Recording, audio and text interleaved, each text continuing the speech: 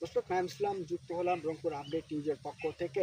আর সব থেকে সবচেয়ে বড় যে আলোচিত নাম যে লিটন কুমার দাসকে কেন একাদশে রাখা হয়েছে, তিনি তো আসলে সব জায়গায় ডাক মেরে থাকেন, তবে তিনি খেলতে পারেন না। এ নিয়ে কিন্তু তুমুল আলোচনা হয়েছে যে লিটন দাসকে কেন একাদশে রাখা হয়েছে। এবং বিসিবির যিনি প্রধান নির্বাচক গাজী আশরাফ হোসেন লিপু বলেছেন যে লিটন দাস যেহেতু টি-20 ক্যাপ্টেন, সে ক্যাপ্টেন হিসাবে কিন্তু লিটন দাসকে খেলার মধ্যে রাখার জন্য তাকে আসলে ওয়ানডে স্কোয়াডে রাখা হয়েছে। তবে যে প্লেয়ার খেলতে পারেন না তাকে কোন হিসাবে একাদশে রাখবেন বাংলাদেশ টিম ম্যানেজমেন্ট আমার বুঝে আসে না। আর যে বিষয়টি আমরা দেখতেছি যে নুরুল হাসান সোহান ডিভিশন বলেন, প্রত্যেকটা লিগ বলেন, প্রত্যেকটা লিগে তিনি দারুণ খেলছেন, তবে খেলার পরও তাকে জাতীয় দলের সুযোগ পেলেন না। এটি কি বাংলাদেশ ক্রিকেটে একটা ব্যর্থতা নয়? তবে আমরা দেখেছি বাংলাদেশ দলের এই হার মানেনি, যেখানে মাত্র 244 রানে এত সুন্দর একটা সুযোগ তৈরি করার পর বাংলাদেশ দল জিততে পারলো না। মাত্র 100 রানে, যেখানে মাত্র একটা উইকেট, মাত্র 5-7 রানে 6টা উইকেট, বাংলাদেশের একটা ধস নেমে গিয়েছিল। আর যে প্রশ্নটি আপনাদেরকে আমার মাধ্যম থেকে বলতে চাই যে বাংলাদেশের একটি অবস্থা খুব বেহাল অবস্থা। সেটি কি অবস্থা?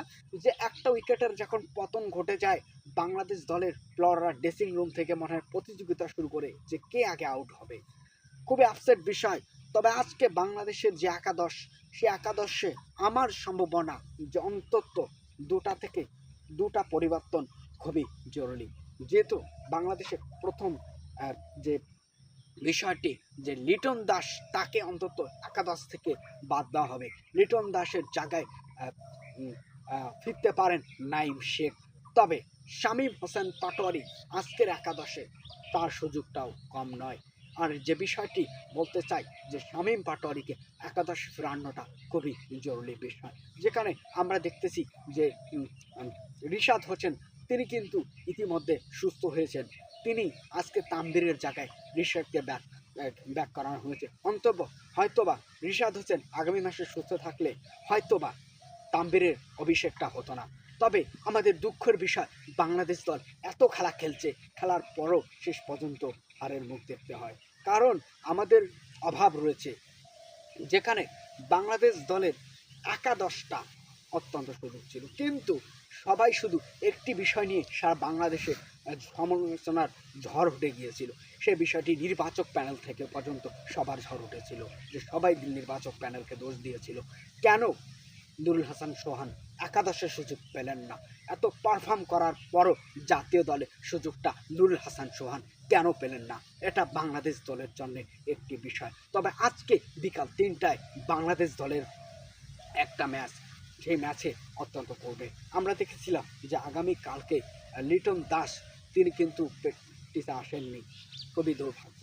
এবং আমরা দেখেছি যে বাংলাদেশ দলের এই একাদশ আজকে বাংলাদেশ দলের অত্যন্ত জয়লাভ, যেখানে ইতিমধ্যে তানজিদ হাসান তামিম দলীয় অধিনায়ক তানজিদ হাসান তামিম তিনি বলেছিলেন যে তিনি আসলে খুশি হতে পারেননি, কারণ তার যদি ম্যাচটাকে জিতিয়ে তিনি যদি মাঠ ছাড়তেন তাহলে তিনি হতেন। এবং তাকে বলা হয়েছিল আপনি তো ভালো খেলেছেন, তবে সে বলেছে আমি ভালো খেলি, যদি আমি দলকে জিতাতাম তাহলে অবশ্যই ভালো খেলতাম।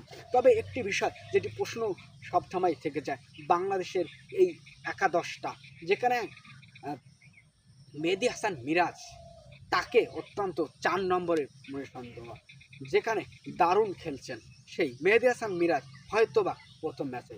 তবে আজকে ওপেনিংয়ে কি কোনো পরিবর্তন আসা সম্ভব আছে?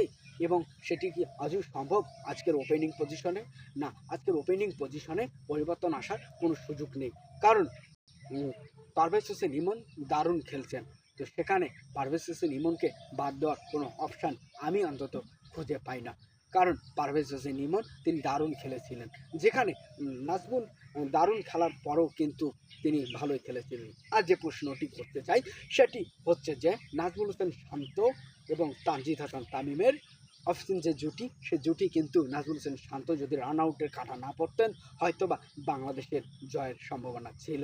তবে সবাই ভেবেছিল যে বাংলাদেশ দল জিতবে। আর একটা নতুন বিষয় বলতে চাই, এক ভাই তিনি আসলে গিয়েছিলেন টয়লেটে 100 রান দেখে তিনি টয়লেট গিয়েছিলেন। টয়লেটে যেয়ে দেখেন যে এসে দেখেন যে বাংলাদেশে 7টা উইকেট নেই, মাত্র 7 রানের ব্যবধানে। এটা একটি হাস্যকর বিষয়, যেখানে তাসকিন ভাই বলেছিলেন তিনি ডিনার করতে গিয়েছিলেন, ডিনার করতে এসে দেখেন বাংলাদেশের উইকেট নেই। তাহলে এসব কি? তবে আজকে বাংলাদেশ শুধরে নেবে, শুধরে নিয়ে দলকে জিতাবে। তবে আজকে বাংলাদেশের একাদশে অত্যন্ত দুটা পরিবর্তন খুবই জরুরি, যেখানে তানভীরের জায়গায় রিশাদ কামব্যাক করবে এবং লিটন কুমার দাসের জায়গায় নাইম শেখ একাদশে অন্তর্ভুক্ত হবে।